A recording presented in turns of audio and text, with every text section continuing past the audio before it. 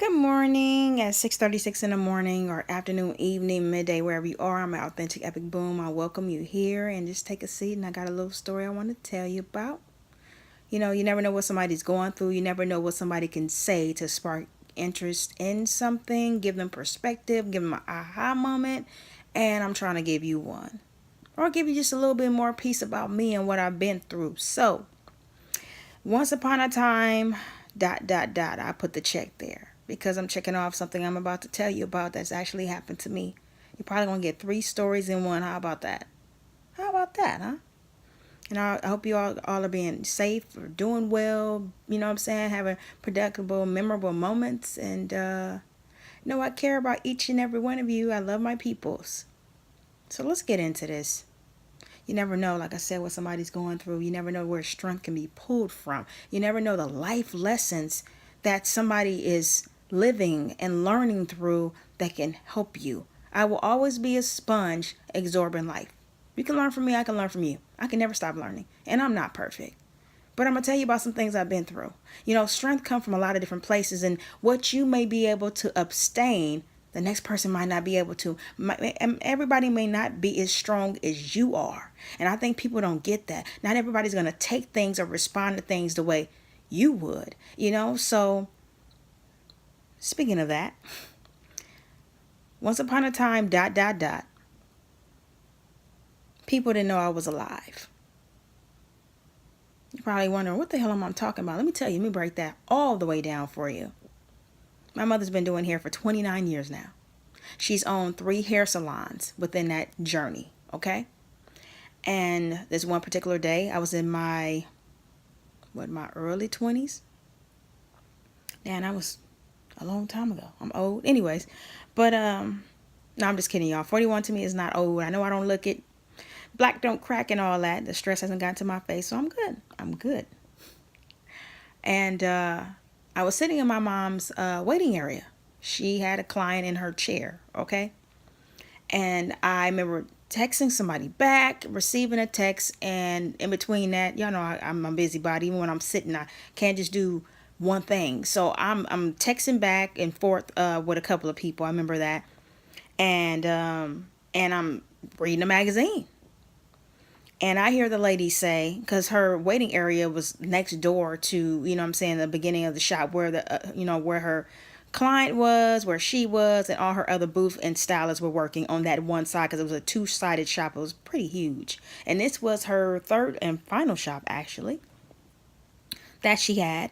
MTA, she closed it. MTA actually wants a train from downtown LA to Santa Monica. So any hairstylists, barbers, hairstylists slash owners like my mom were paid to relocate.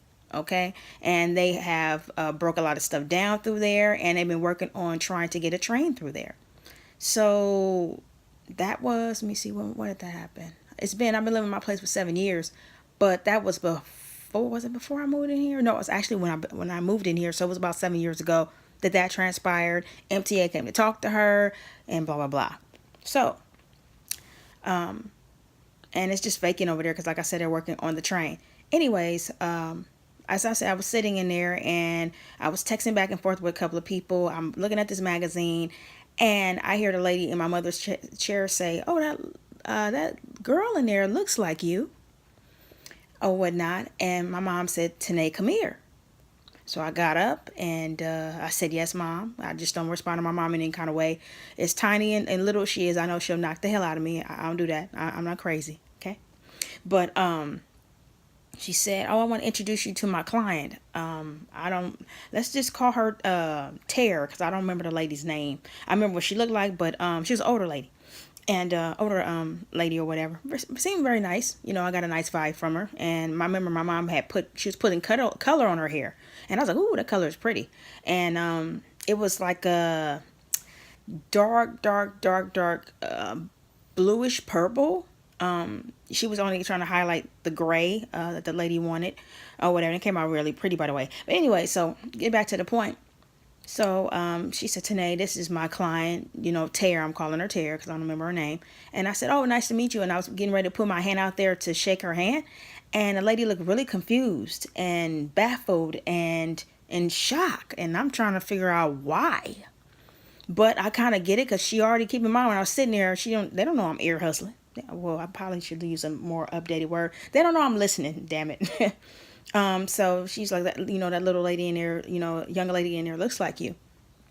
So she obviously didn't know who I was.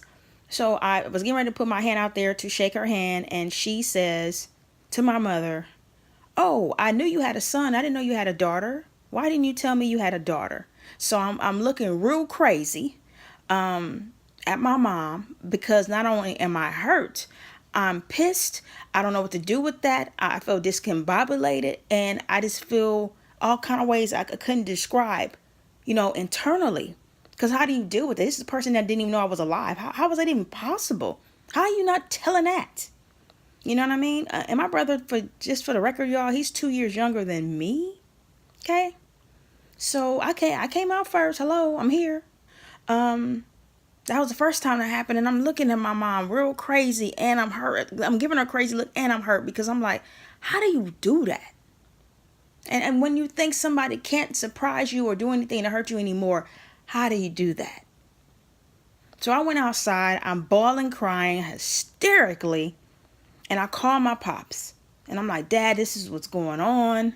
And he was like, "Try to calm down. I can't understand you." So you know how when you're crying uncontrollably, you hear somebody probably sniffing and crying, boo-hooing, but you can't understand the words. They're not clear. So I'm trying to calm down so I could tell him what's going on. He told me to ignore her. And I said, if Grandma Frances did this, would you be able to ignore her? God rest my grandmothers. So I never met my dad's mom, my grandmother. She passed away.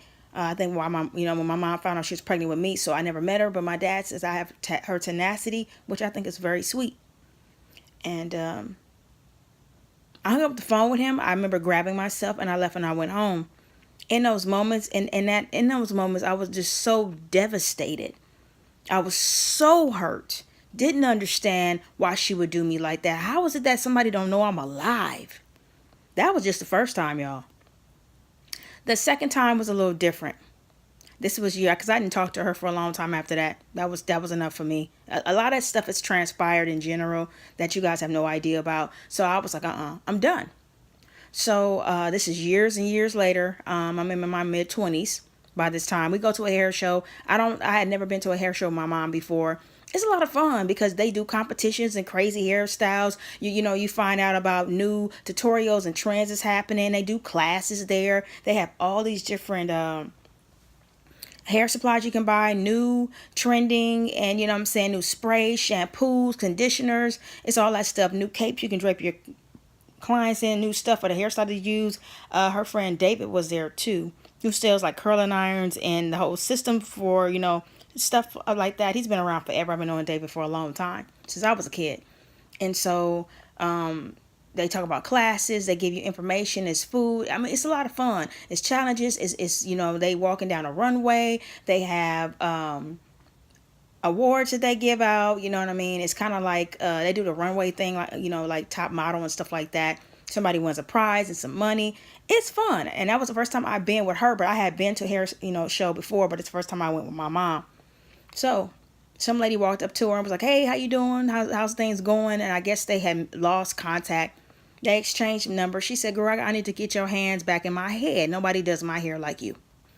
And I said, "You know what? My mom does do a good job." And the lady looked really shocked. Here we go again, shocked, confused, baffled. Like she didn't know anything about me. Once again, this lady says, and this is a completely different lady, and she says, "I knew you had a son, but girl, you never told me you had a daughter." And I'm looking at my mother crazy. I'm not hurt this time as much as I was the first time. I'm just pissed. Very pissed. So we go to leave after that. My mom didn't respond to that, of course. We go to leave, and we see the dude David I told you about. Like I said, he sells all kind of hair products, shampoos, and stuff like that, but more like the curling irons, the system that they set up, so they can do press and curls and stuff like that. He sells all that kind of stuff. And it's big brands like BBB. It's big brands like Paul Mitchell. Anybody you can think of that does hair, they have a booth and you know what I'm saying, or a kiosk there, or new companies from other places. People kind of travel all over for a lot of hair shows. They're fun. They are fun. So we getting ready to leave, and I say hey to David. My mom buys a couple of things, some flat irons from him, some curling irons, a whole new big system. And besides the one he's been, like I said, he's been around forever. I remember him when I was like 10. Okay, selling her first stuff. So we getting ready to leave. I said hey David, and he's like, hey, have you been a good little girl? And I said, excuse me, what'd you say? So he had to know to say again. So I said something. I'm like, well, wait a minute. That little girl is gone. Don't address me like that. And my thing is, I was raised to respect my elders, but I'm grown too. So you're not going to talk to me crazy because you think you older. No. You know what I mean? All that's not necessary. Little girl. So I'm looking at her because sometimes people feel like they can say something to you and they just get away with it. Everything to me cannot be ignored. And I was pissed or whatever. And I'm like, he had no reason to, or rhyme or reason to come at me like that. But a lot of her friends do. And whatever you feel like you think is going on through that statement, I call it the subliminal shade with that shit. Keep it to yourself. Don't nobody care about how you feel. You don't know what the fuck is really going on. So I'm looking at my mom and I'm looking at him like, really? I said, you so out of line. I am not a kid. That little girl that you met at 10 is gone. Period. She's gone. And you're not going to address me like that. I don't address you like that because I can call you a little boy. I could definitely take it there and you won't have any nut sacks left. Okay? You don't know my mouth or me to come at me in any kind of derogatory way, but you're going to learn today. Y'all don't understand. I'm so super sarcastic. Ooh, I am. I'm super sarcastic, slicking up. I got a smart ass mouth. But if you asking for it, I'm going to give it all the way to you. You got diarrhea. I got the Pepto-Bismol your ass needs. So I like the way I think. I even laugh at myself as y'all just heard. Hey, I am who I am. I like the fact that I'm very blunt. I stay in my own lane. I'm on my own business. I'm not just going to walk up to somebody and do some shit like that. I just feel like there's a difference between being overly bold, which he was doing, and being blunt like me. You understand what I'm saying? So I just wanted to give you a little more background on me because I want to. And there's certain things that just needs to be said. You never know what somebody's going through. You never know what somebody's strength is coming through from. I know I'm my own best friend. I'm glad I have God in my life. I'm glad I have that blessing. But you never know what somebody's going through. And sometimes family can take you through things. And it's saying the Bible. And it's not about preaching. But it's saying the Bible that family will be the first one to hurt you. So am I surprised? At this point, no. But back then I was. Because I was a young 20-some-year-old. And I shouldn't have had to go through that. But you never know what somebody's going through, what contributes to who they are, how it went, how they abstain or deal with things, because not everybody is you. Let me say it again. Not everybody is you. So the strength that me and you could have right now, the next person may not have. That whole thing could put some people in a fetal position, and it's understandable because it's coming from your own parents that gave you life. So I hope you can learn from that and know that you can get through things. Know that it made me stronger. You know what I'm saying? It doesn't, me reliving that while I'm talking to you guys about that, it doesn't hurt. Because I've noticed with me, I learned to not only live with things, deal with things, let things go, but I learned to make sure that I don't forget it. Because when you forget things that happen to you, it happened to you harder in life than when it does on the first time. So I can reflect back on that as a learning experience. No, I shouldn't have been through that. No, that those whole situations are shitty and fucked up. But I'm hoping you learned something from it.